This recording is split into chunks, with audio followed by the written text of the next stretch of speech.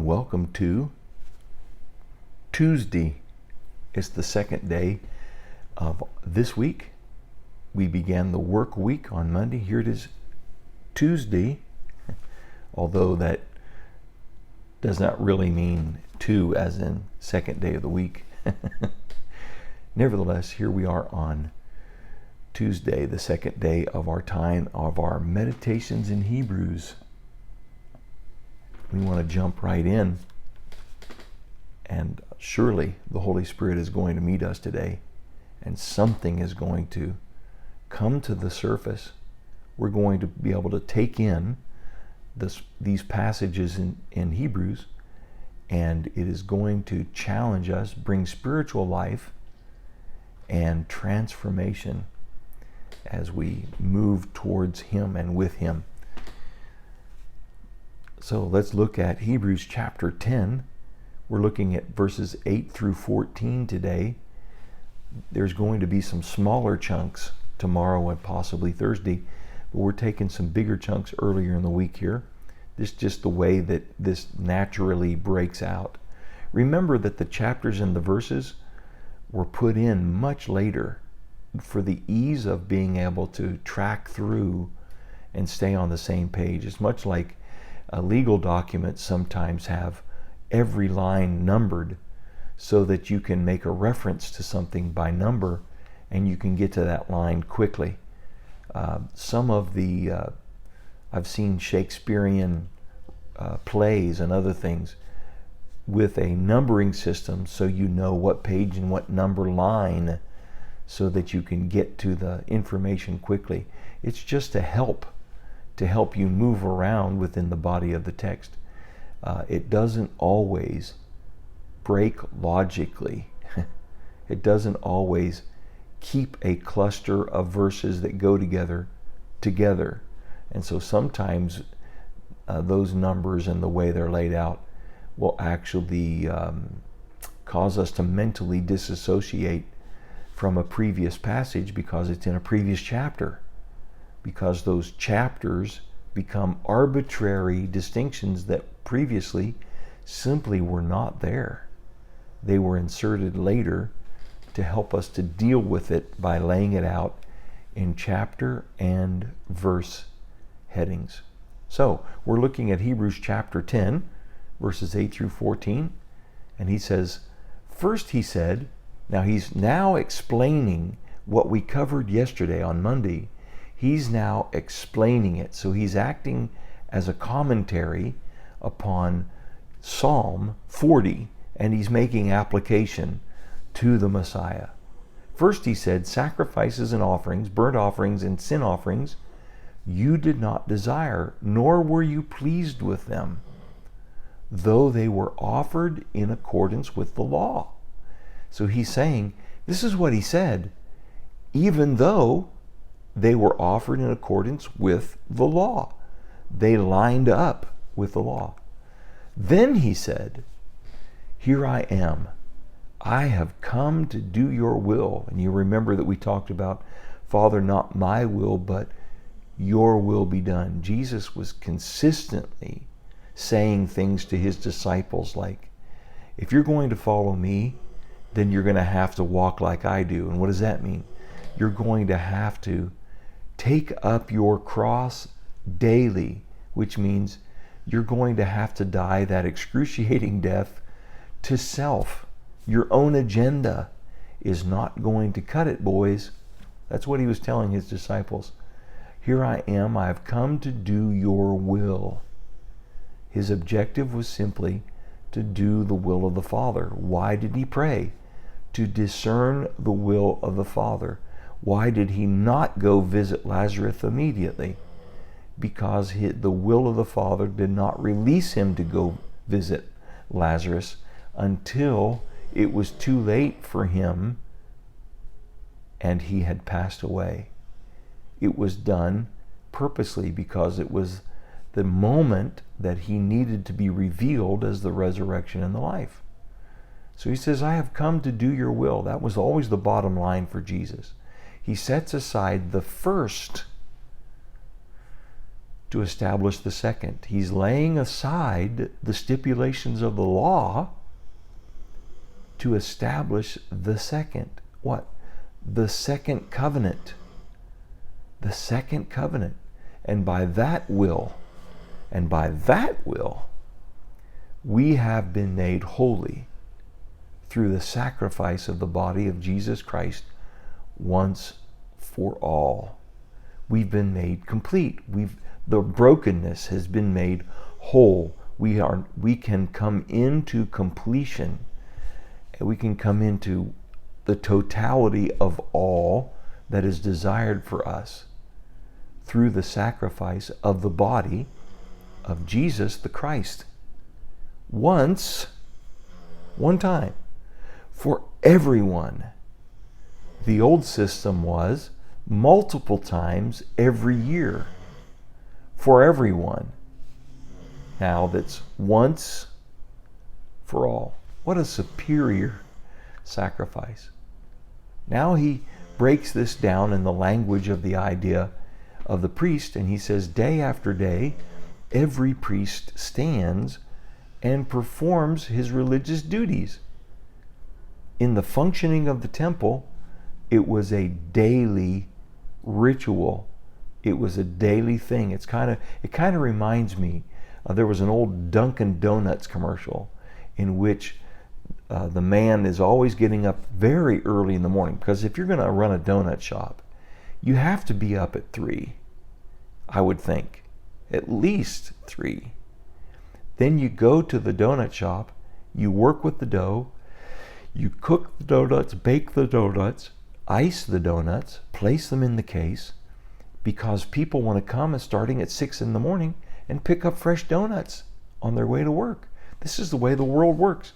And it shows a very exhausted man meeting himself coming out the door. It builds it up first by him saying, I gotta go make the donuts.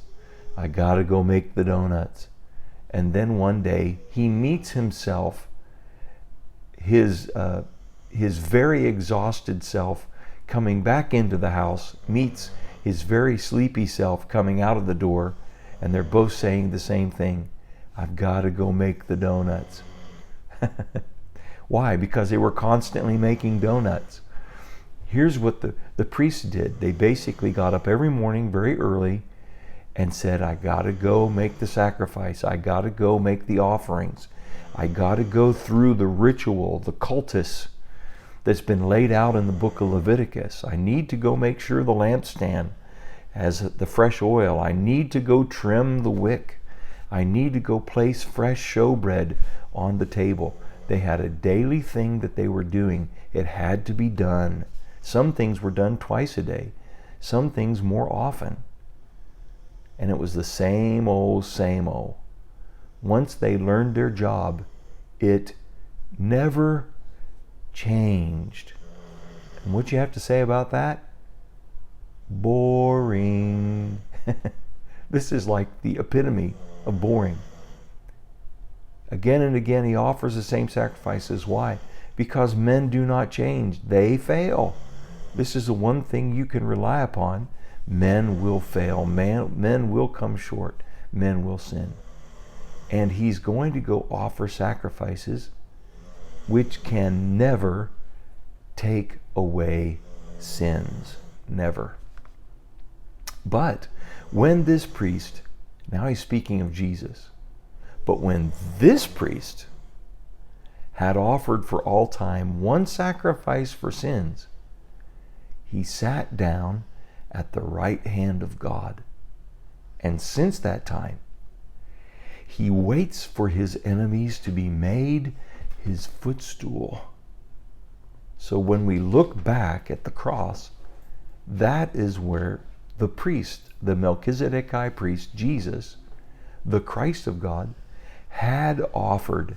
So now we look back, past tense, had offered for all time, moving back towards Adam, all time present at the moment he was upon the earth, and all time future. He made one sacrifice for sins. He has appeared, remember, the writer of Hebrews has made this point earlier in the 9th chapter. He has appeared in the end of the ages to do this. Those that started from Adam forward were looking forward to this Messiah. Those that were with him at the time looked at him as a Messiah. And now, after his death, burial, and resurrection, everyone since that time is looking back to him as the Messiah. Looking back at the end of that age. He commences that final age with his death, burial, and resurrection. It says he sat down at the right hand of God. He sat down at the right hand of God, and since that time, he waits for his enemies to be made his footstool. So there's something still going on. The thing that's been accomplished is the sacrifice for sins. And now the high priest is not involved constantly in ritual. His only high priestly involvement is not coverage for sin. It's intercession for those that have placed their faith in him. He intercedes for us before the Father against the enemy of our soul, the serpent, Satan, Slewfoot, the deceiver, the accuser of the brethren. He stands and advocates for us before the Father. And he is awaiting something still. And what is he awaiting? His enemies to be made his footstool. That has not happened yet. For by one sacrifice, he has made perfect forever those who are being made holy. So it's one sacrifice in one moment of time for all. He has made perfect forever. So now he has done what's necessary to open the door to us to being made perfect forever. He has accomplished it. He has paid the price.